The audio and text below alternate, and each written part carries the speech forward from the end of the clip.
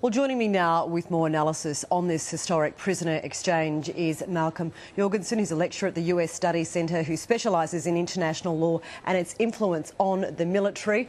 Malcolm, welcome again to Newsday. Good to be here.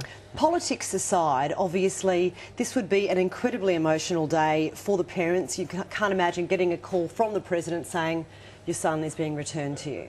Well, yes. I mean, you can see that in the reactions of the parents in the press conference that Obama had at the White House. Obama is very aware of the significance of that, though.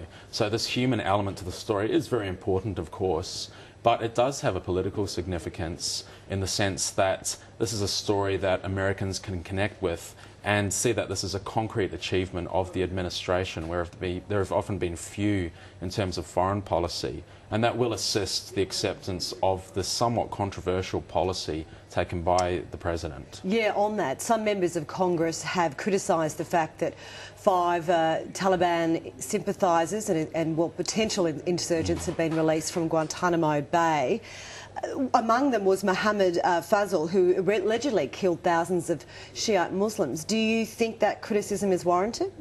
Well, yes, there has been this criticism. People like John McCain have labelled this group of 5 men as terrorists.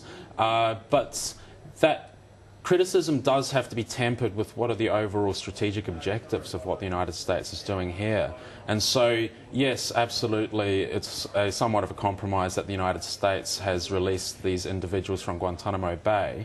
But in the context of what the United States is trying to achieve here, in terms of stability in Afghanistan, this does signal that they are prepared to work with the Taliban to some degree. And in terms of what might be the negative consequences, that is that the claim has been that this could encourage the kidnapping of further US military personnel. There are quite defined circumstances here where this was the only individual who was held in this way during the war in Afghanistan. What about the legality of this? Because the US government has said it doesn't negotiate with terrorists. Obviously, Qatar has been the middleman here. Does that absolve it from, or is this a different case?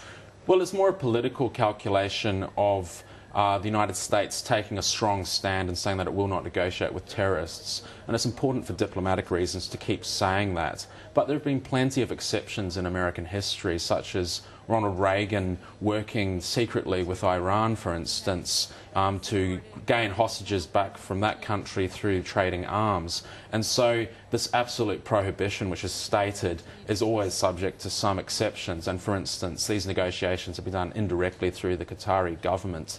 The legal criticisms of the President in this case more relate to some of the domestic restrictions on the release of prisoners from Guantanamo Bay. Yeah, politically speaking, what does restrictions mean? Well, the restrictions are that in the agreement with Congress that the President must advise the Congress 30 days in advance of any release of the detainees at Guantanamo Bay.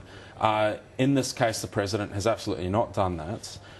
The justification has been that, first of all, there's a signing statement, as it's called, which is that when the President signs a particular law, they can say how they interpret it to operate, and an exception was put in there in cases of extreme national security circumstances. And here there is this flexibility that the President argued that was required to negotiate in these circumstances. But also there's a political judgment here that although he may have breached elements of that obligation to Congress, because of the strong political and public support for this, he can probably get away with that, and in so doing quite cleverly expand his sphere of ability to move here and not be so restricted by the congressional limitations.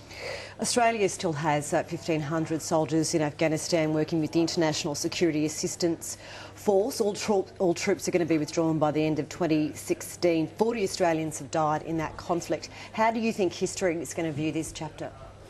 Well, it's very important, and this is what the United States is doing at present, to define what victory means. And that is that there was a somewhat hubristic idea at the commencement of this war that the United States was going to remake the country and that Australia would be part of that effort.